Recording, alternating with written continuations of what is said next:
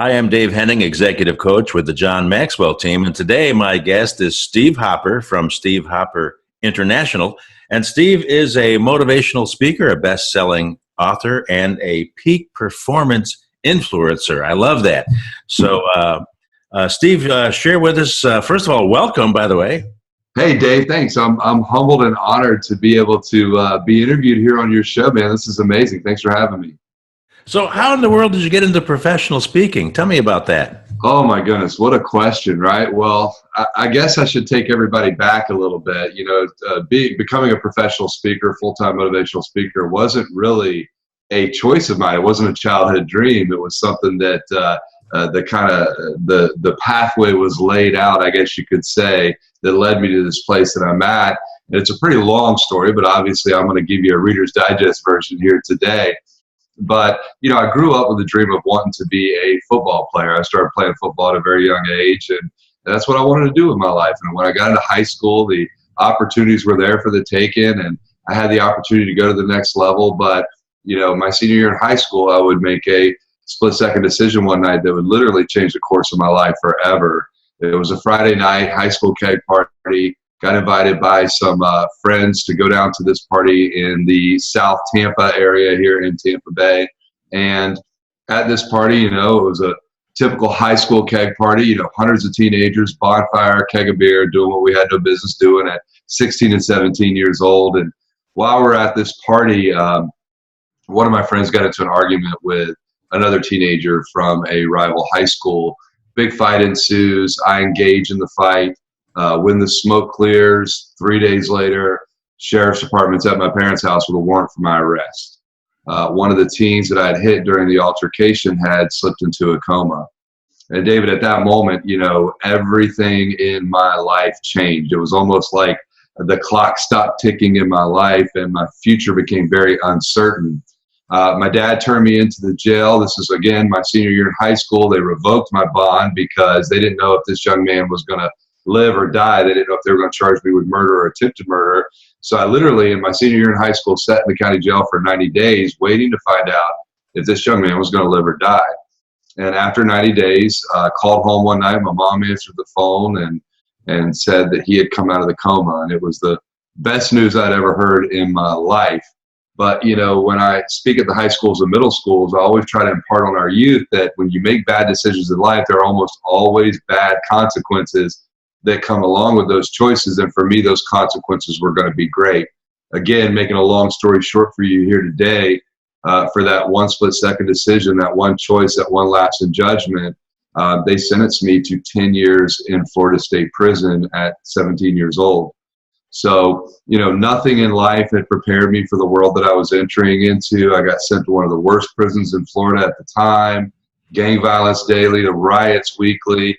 Fought for my life on numerous occasions, and saw just unspeakable things while I was there. If I could explain what hell on earth might be like, it would have been that facility that I was at.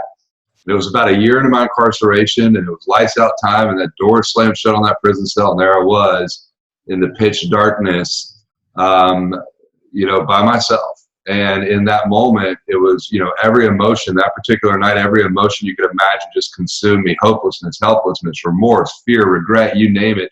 It consumed me to the point where I crouched down in the corner of that cell, began to cry, and began to really contemplate the direction of my life. Matter of fact, I actually contemplated suicide that night in that cell. And, I'd come to a crossroads, David. I had two choices in my life, get up or give up. And so that night I had a spiritual awakening, if you would, as well, in that cell. I won't go into that here with you today, but it was definitely a spiritual awakening. God showed up that night, and a major shift was created in my life that night in that cell. But I had, I was 1 year into a 10-year sentence, so I still had 7 years to do, or I still had 9 years to do. And I knew that if I was going to survive, I needed to go into survival mode. So not only did I begin to study everything that was going on around me, the people, and in doing so, I learned amazing things about people, how they interact with each other, etc. But also, I knew that I needed to develop myself from the inside out. So I began to eat, sleep, drink every ounce of self-development material that I could get my hands on, literally. And for 7 years, that's what I did. I ended up doing a total of 7 years on that 10-year sentence. I went in at 17 years old, got out at 24 years old.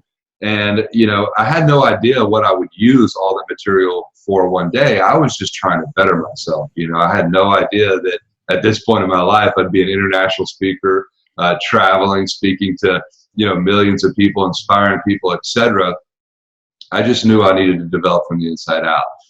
So when I got out of prison, I went into corporate America for several years, became a national sales trainer, did a lot of really cool stuff, became an entrepreneur. And it was about 3 years ago that I just felt like something was missing in my life. Even though I was having success and I was doing well, I just didn't feel like I was living out my purpose, if you would. I know there's probably a lot of people watching this today that, they may be doing well in life, but maybe there's something missing. And maybe they're, they just don't feel like they're fulfilling whatever their legacy or whatever their mark is going to be that they leave on this world. And that's kind of where I was at, is I was like, I feel like there's something I'm supposed to be doing, but I don't know what it is. And I began to pray about it, and I began to search. And I'll tell you how the speaking career got started. I actually, obviously I was doing a lot of speaking in corporate America, but that was different. I was a national sales trainer. I was in, after I left corporate America, I was in direct sales for several years, and I was speaking on stages all over the place, but not in the fashion that I am now. I was just speaking for the company that I was working for. I wasn't speaking in general to the masses, So I was at a networking event one day, and I met a guy, and he said, let's do coffee. I want to find out more about your business. And again, long story short, sat down, shared my story with him, shared my testimony with him. And he said, Steve, I want to feature your story in my magazine. So my story went into a magazine. It was a large publication, went out to hundreds of thousands of people. And when that magazine hit the shelves, the phone started to ring, the email started to blow up. Like, it was crazy. People were wanting me to come speak at their company, their church, their youth group, their leadership conference. I mean, you name it, across the board. I was out speaking 5-6 times a week. I was about a year into it. My wife's like, honey, I love this. I love that you're out inspiring the masses, but are you ever going to make any money at this? And I said, yeah, I guess I need to figure that out, right?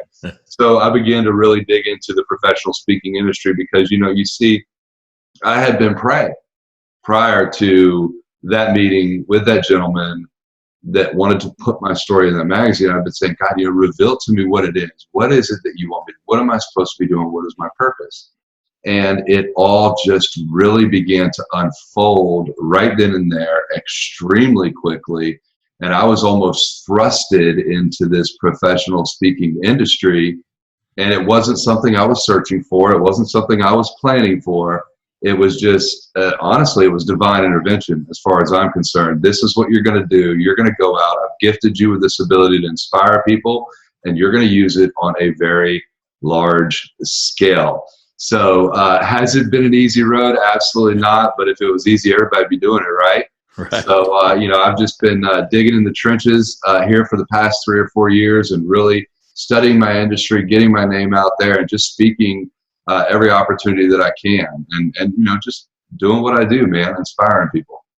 Absolutely, that is outstanding. Absolutely, and it's interesting and amazing that with just one little article, boom, the door just opens wide and things begin to happen. Oh yeah. After having been through an amazing struggle. Both in prison and then coming out afterwards and really kind of reinventing yourself, so to speak, and trying to find a place where you could land. It's very difficult for people who have come out of the justice system to qualify to even get a job. So it's a tough deal. But you came through that, and then now some wonderful things are happening. And of course, I was blessed to hear you at a meeting not too long ago where you talked about, and I've seen this video before. You talked about the 212 degrees and the temperature of water changing into steam and water boiling, and the difference between hot water and the power of steam to run a locomotive, and how you did that in terms of you went that extra mile while you had plenty of time on your hands, quite frankly, Right. to study to show yourself approved, basically. So, talk for just a moment about this concept of this 212 degrees, the split seconds difference in professional athletes in NASCAR racing, which is one of my favorite things to be interested in. Yeah. Yeah. NASCAR is awesome, man. So yeah, the 212 degree concept, obviously I didn't create that. It was a book that was written by a gentleman by the name of Sam Parker. And it's a short book. It's a great read. Like literally you could sit down and read it in 20 minutes. But it's a phenomenal book because it's built on the premise that, at 211 degrees, water is extremely hot. But at 212 degrees, just that 1 degree difference, that water starts to boil. That boiling water produces steam, and steam's powerful enough to push a locomotive. So literally just that 1 degree difference is the difference between, warm and boiling, producing steam, etc. So, when you look all across the board, I mean, especially in sports or anything, you look at, the men's 100 meter in the Olympics, 0.17 seconds difference between gold and silver, just that fraction of a second difference between first and second. And, what I realized as I've traveled and spoken and worked with entrepreneurs and business owners and been in masterminds, etc., what I know when I walk into a room, David, any room, it doesn't matter what room I walk into. I could walk into a high school to speak to high school students, and I know that 99% of them are not really given that extra degree in their life. They're not given that extra degree in their schoolwork. They're all capable of being valedictorians, right? Some of them are just applying themselves a little bit more than others. I know when I walk into a multi-million-dollar mastermind that there are millionaires in that room that still aren't giving that extra degree in their business, in their life, in their relationships, etc.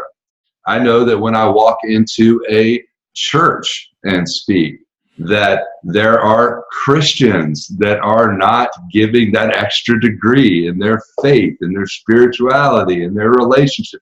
So it doesn't matter what venue I go into. I know that most of the people in that room have another level that they could be playing at in their life.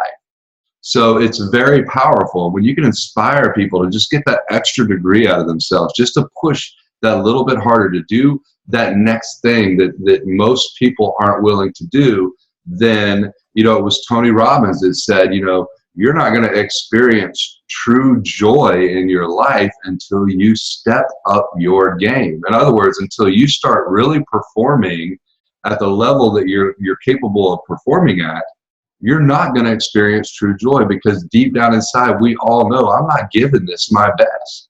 I'm not giving my marriage my best. I'm not giving my relationship with my kids my best. I'm not giving my business the attention it deserves. I'm not giving my best. And that's why so many people walk through life nowadays just not experiencing that joy and fulfillment that they could, because they're not giving that extra degree. So I started doing this keynote last year, David, because I got contracted by a large company here in the Tampa Bay area, a large trucking company, and they wanted to roll out a theme for that year for their company. And the CEO of the company had just got done reading the book 212 Degrees. And it was funny because, obviously I'd read this book years ago and it resonated with me so much, but I didn't have a keynote around that concept. I had many other keynotes, but not one around that 212 degree concept. So when this CEO asked me to come in and do a speech, and he wanted me to kind of do it around this 212 theme, because that's what they were going to roll out to their company. So I created a keynote speech around the 212 degree concept. And man, you heard it. Like it's awesome, right? Oh yeah, but very powerful. You had that room on fire and excited just to think through that. And you mentioned earlier on divine intervention, but there is something that's ties together when you make that extra effort, and there's someone that comes along. There's a force that comes alongside of you and inside of you, if you will, that just doors open. Yeah. Doors open. It's really amazing, and especially with all the issues and the turmoil among high school students these days, and the culture that we live in. This is as you mentioned, it's not taught in schools. No. It needs to be, and there's it's amazing in the midst of what seems to be the worst of times. And of course, I actually lived through the 1960s. I actually remember the 60s. As the I wasn't around yet, bro. Sorry. As the old joke goes, if you remember the 60s, you weren't there. That's awesome. But having said that, it seems like in the worst of times, the best of things can happen, and even in your own personal life, as you mentioned, that's really exactly what happened over time, of course, and with your effort of being diligent and doing what you needed to do. So you wrote a book about this whole thing called From Prison to Purpose. What a great title, because if we could all grab a hold of our own personal purpose, we're not sheep, we're not all to be the same, but we each have a God-given purpose, and if we could only identify that. And so tell me about your book. Well, again, not something I set out to do. It was, the people, I was out speaking and sharing my story and doing my thing. And people just kept coming up to me going, when are you going to write the book? When are you going to write the book? When are you going to write the book? And it just kept coming and kept coming and kept coming. And finally, I'm like, okay, God, I'll write the book, right? So I began to write the book, and I played around with it for a while. I wasn't super focused on it. And I went to an event one day, and this is why I always preach to people. The power of going to seminars it's extraordinary. And I was at a seminar one day, and there was a speaker on stage. And mind you, I had been working on this book for months, just playing around with it. I'd write a few paragraphs, take 2 or 3 weeks off. I just wasn't focused. I wasn't serious about it. And I went to this seminar, and this speaker got up, and he was talking about publishing a book. And he started listing out all the reasons why you should write a book. And one of the ones that just resonated with me was legacy. And I thought about it. I got 4 children, David, 13-year-old, 11-year-old, 9-year-old, and a 7-year-old, 3 girls, and the last one was a boy. Never give up. That's my motto. And, as he started to talk about this, I began to think about this. And I was like, wait a second, here's an opportunity for my story to continue to impact people for years and years and years to come. My grandchildren's grandchildren, if God leaves us around here that long, okay, will have the opportunity to read my story, to get my words of inspiration, my encouragement, my nuggets for them way after I'm gone. People in other states, cities, countries have an opportunity to read those nuggets, when I'm nowhere around. So for me, that was really the shift that said, okay, you know what? I got to get this done. I got to get this done. Tomorrow's not promised to us. I want to get this story, this message in writing now, get it published, and get the ball rolling. So that's how the book came about. It is called From Prison to Purpose. And in the book, I lay out, I talk a little bit about my story again. I tell some behind the scenes story, more stories about what life inside prison was like. Matter of fact, I have people that come to me all the time. They're like, man, I wish you would have told some more of those prison stories. I'm like, yeah, but that's not what it was about. So yeah. So I do get into, prison life a little bit and share my story, and I elaborate on that. And then I elaborate on some of the issues that I ran into when I got out of prison and how I overcame those.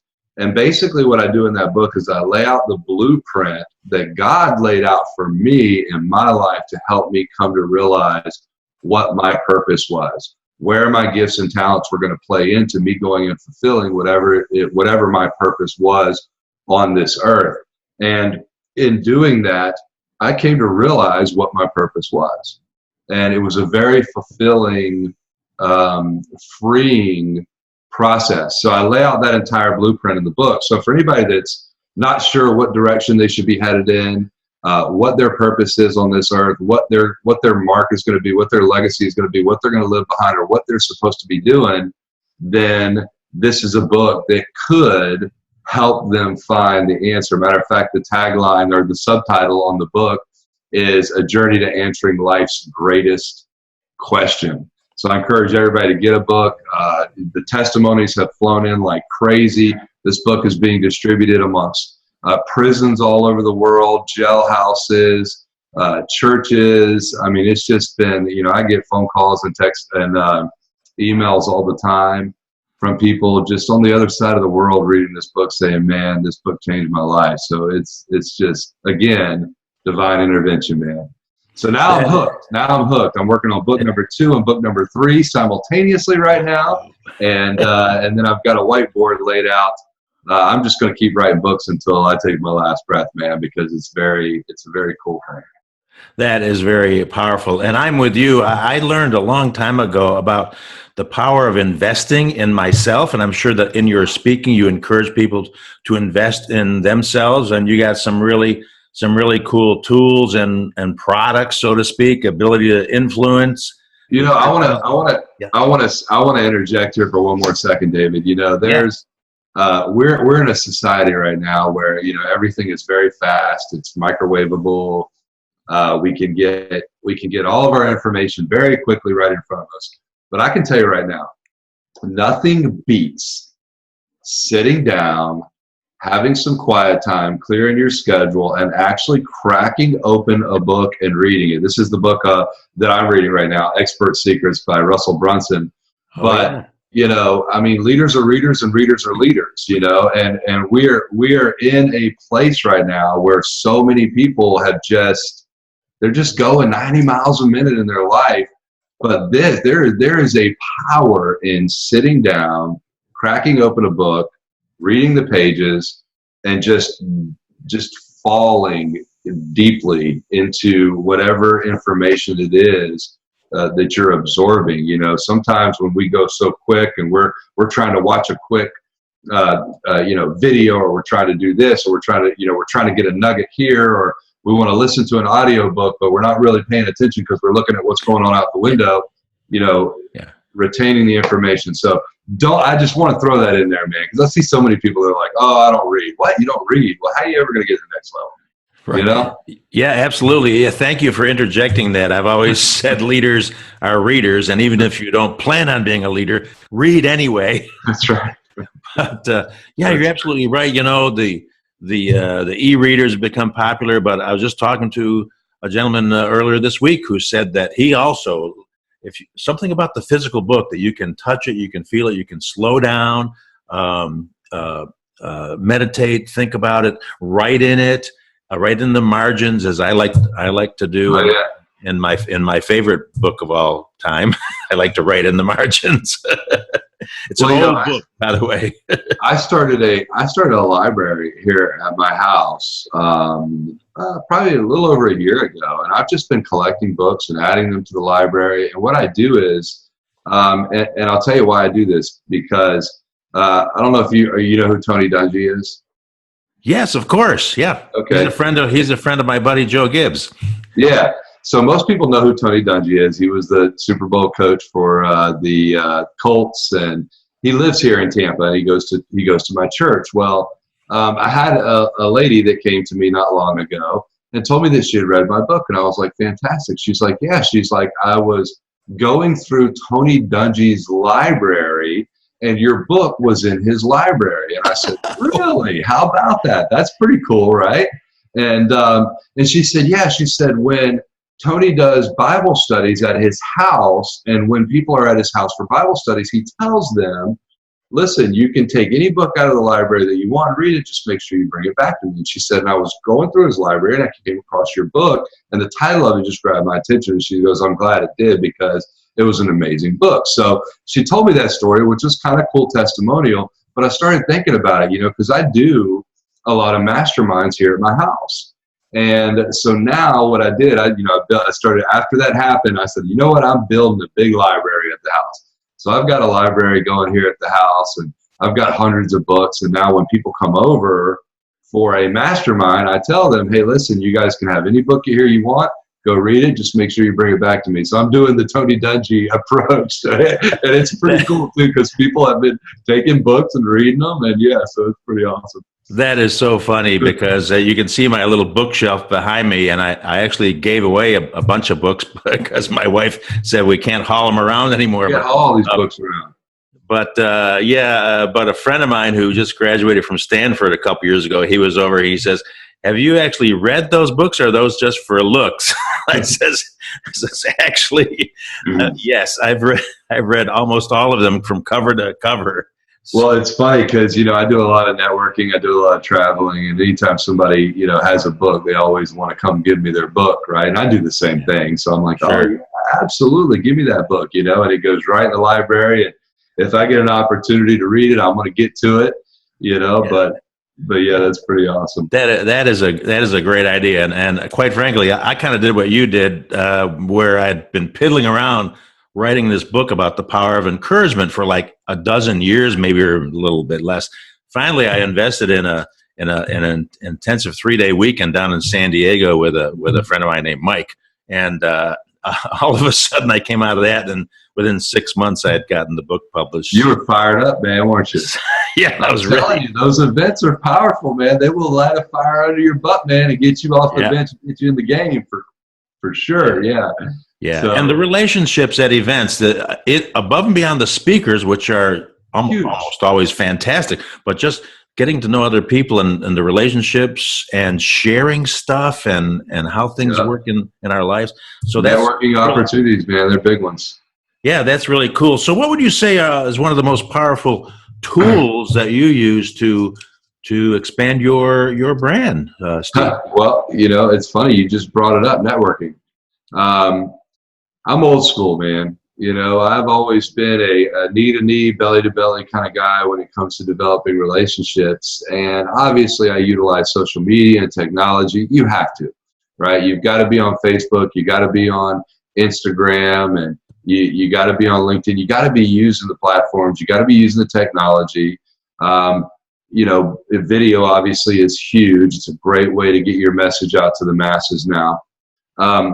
But, I feel like we cannot discredit the good old-fashioned getting out in your community, shaking hands, loving on people, developing lifelong, long-term relationships. I've always built my business through the art of networking, and now it's something that I teach.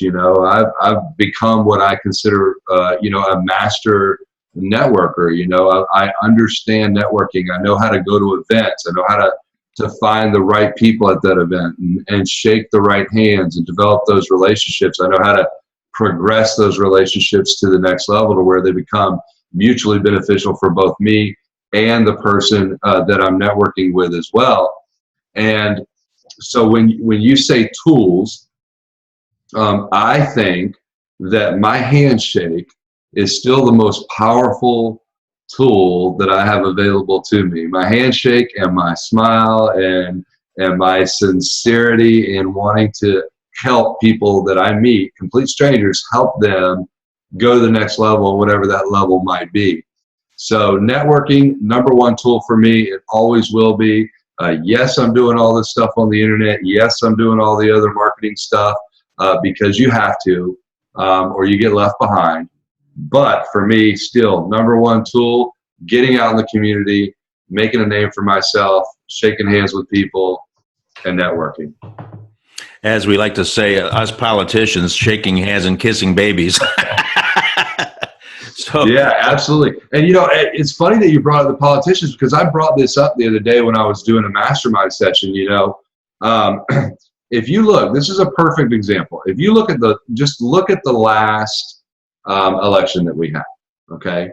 Both candidates were able to use social media in a big way. And of course, I'm not talking about the controversial stuff. I'm just talking about having social media accessible to them to get their message out there. But they were still on tour. They still went from city to city, in person, shaking hands, talking to people.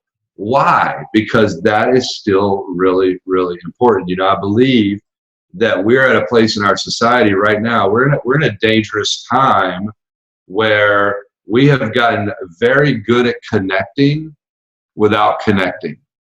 I mean, most of the people that are going to watch this video right now, you may have thousands of friends on social media.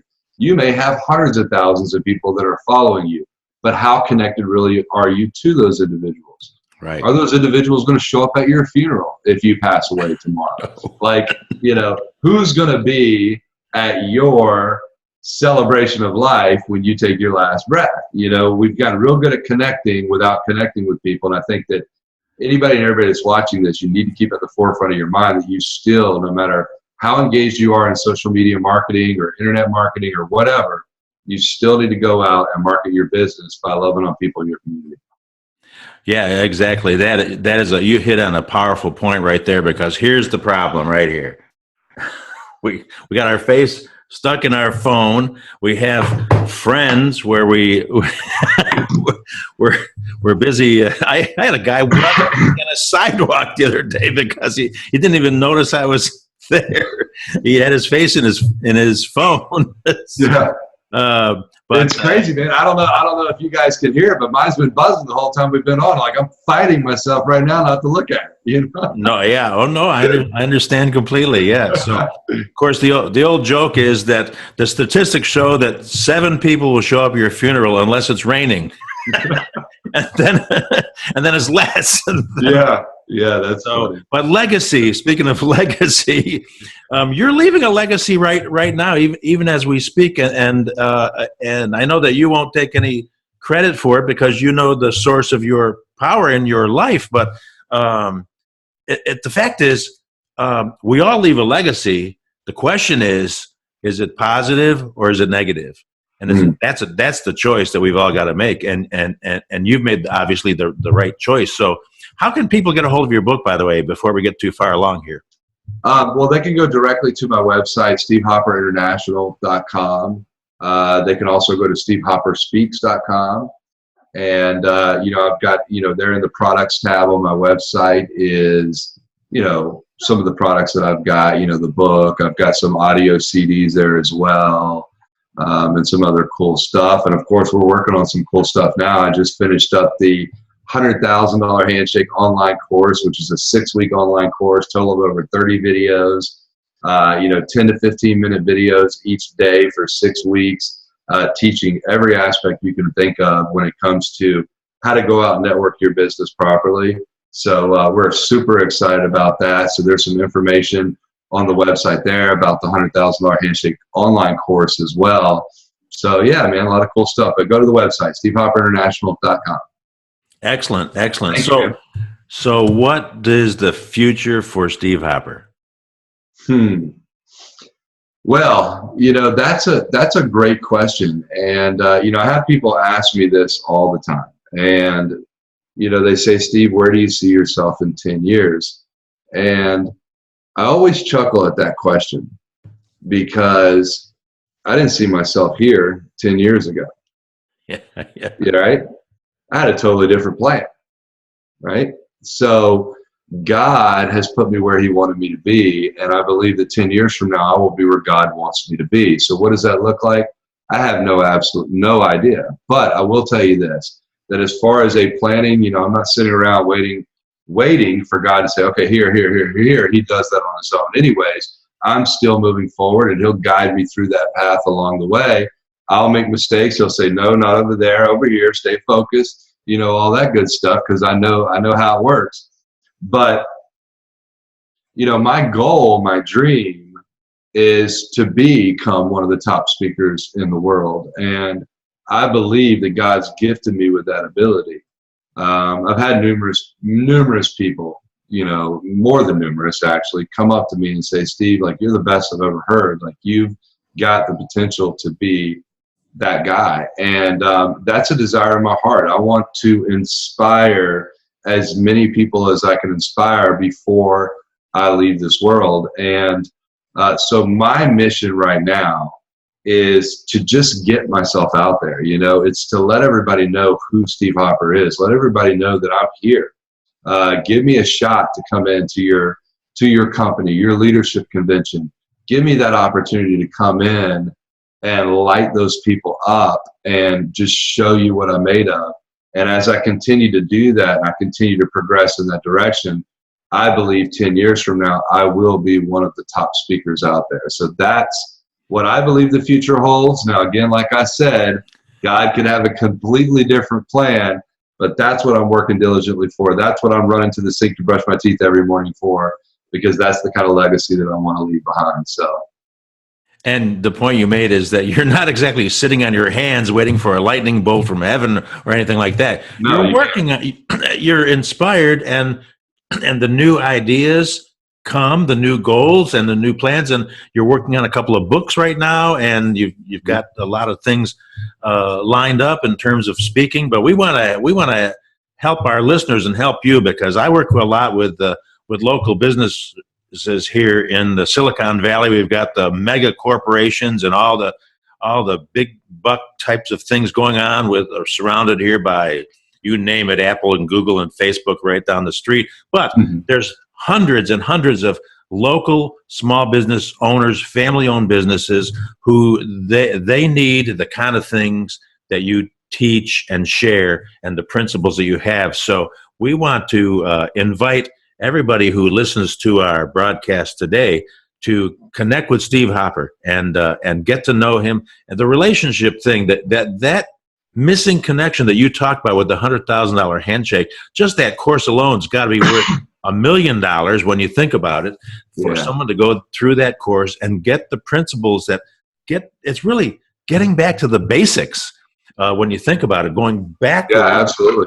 Going backwards to relationship building to go forward. Now, as you know, with all the internet marketing things and tools that you're using, the old people, as you know, the old story is people love to buy, but they hate to be sold. And so the whole concept, even online now, is going back to creating a relationship where people know, like, and trust you, right? Yeah, absolutely. Absolutely. And Dave, I want to say something real quick about that course.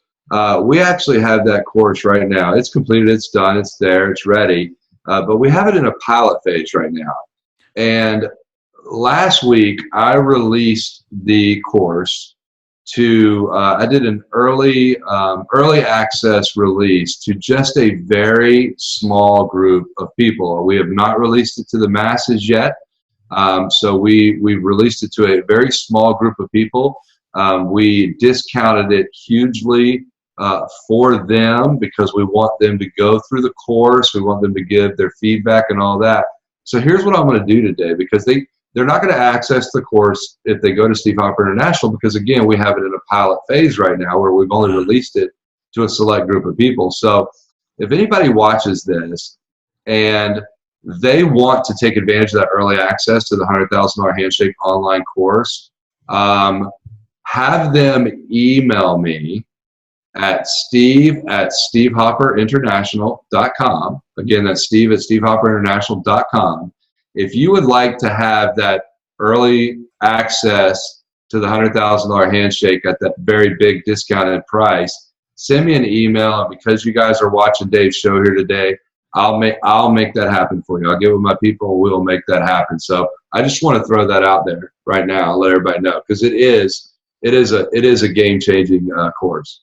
Thank you so much. That's very generous, Steve. I really appreciate that. I know our viewers will appreciate that as well. So they need to email steve@stevehopper.com. Do you want them to put anything?